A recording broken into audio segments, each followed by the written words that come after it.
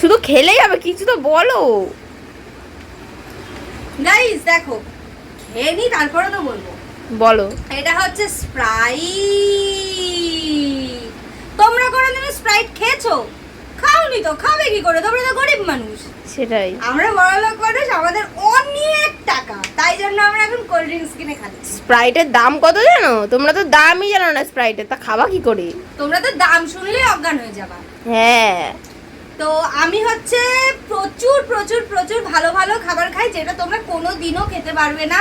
আর cold drinks তো তোমরা মাথা থেকেই বার করে দাও, চোখেই দেখোনি কোনোদিন। তোমরা চোখে দেখেছো কিনা সেটাই আমার সন্দেহ। হ্যাঁ।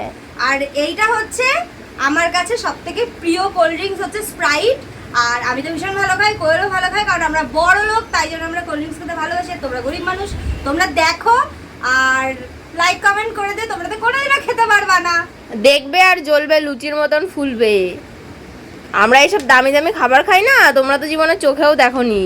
হ্যাঁ।